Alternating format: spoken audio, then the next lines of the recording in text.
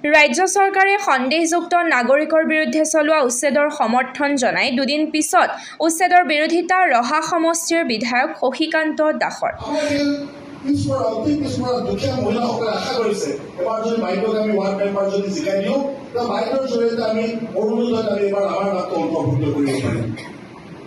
আজি এনেধৰণৰ চিন্তা চৰ্চাই আপোনালোকক গোৱা আশীৰ্বাদ কৰি পেলাই ভোট দি পেলাই আপোনালোকক নিৰ্বাচন কৰিব দিছে।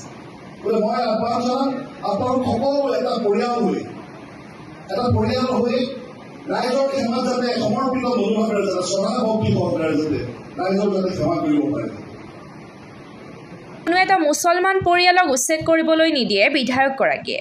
যিসকল লোকৰ ভোট লৈ ৰহা সমষ্টিৰ পৰা বিধায়ক হৈছে সেইসকল লোকক কোনো কাৰণতে উচ্ছেদ কৰিবলৈ নিদিয়ে বিধায়কগৰাকীয়ে। বিভিন্ন সময়ত আজি অসমৰ বিভিন্ন প্ৰান্তত আজি আপোনালোকে দেখিছে উচ্ছেদ বা অন্যান্য এনেধৰণৰ কিছু পৰিৱেশ সৃষ্টি হৈছে।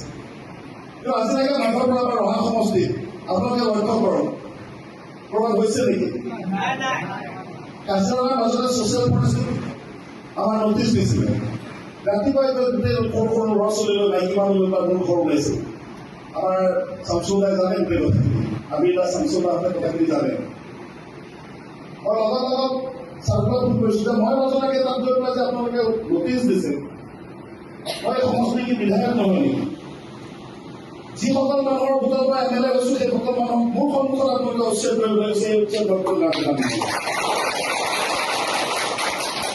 পৰৱৰ্তী পৰ্যায়ত আজি তাৰ পৰা মই আকৌ জেচিবি পক্ষে অঁতৰাই পেলাই পঠাই দিছোঁ।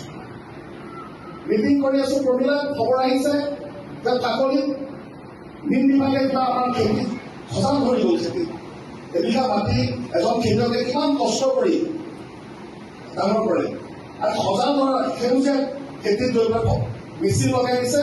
কি হ'ব ফিচাৰী ডিপাৰ্টমেণ্টে বিচাৰিছোঁ।